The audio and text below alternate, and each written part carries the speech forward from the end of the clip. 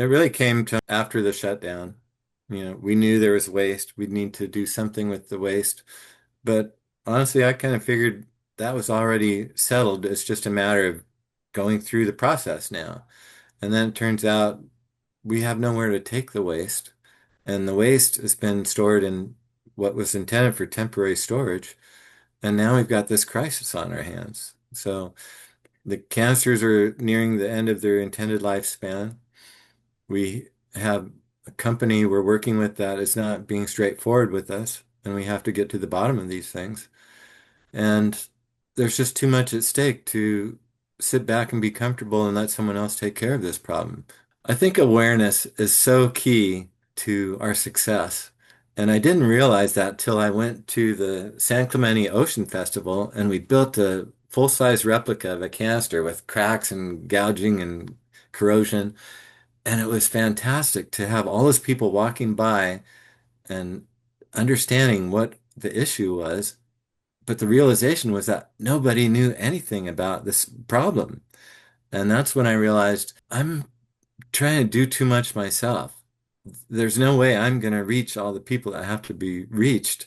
We we are confronting an industry that just wants to lose the liability for all the nuclear waste they have, put it on the taxpayer, and then take off and leave it on our shoulders. So, we have to do this appropriately, as smooth a transition as possible. And this nuclear waste issue is not just at San Onofre. We're all using the same type of canisters across the country.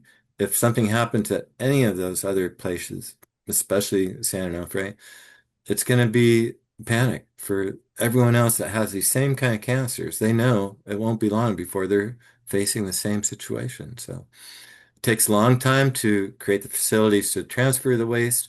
We need to think of it now instead of later, and we can't be misled by people that have ulterior motives. You know, we're about safety, they're about profit. But the truth is, this is largely on my wife and myself to make this thing happen, especially since the pandemic. And it's gotten to the point where Laurie and I have kind of hit the wall. We're anxious to do what we can, but we're so limited by the number of people that are becoming proactive in this issue and the people that don't realize how much just $5 a month can make a difference to us. Because I just did a survey on my constant contact reports, and the most frequent people that open our emails, it was like 959 people. And so if you're one of those people, you're going to get emails from me talking about this issue and how if just half of you gave me $5 a month, it would make a difference. We could do signage on the truck. We could print posters and leave them around town. We could do so much more to raise awareness amongst the high schools. And we're just limited. So I'm only asking, not begging.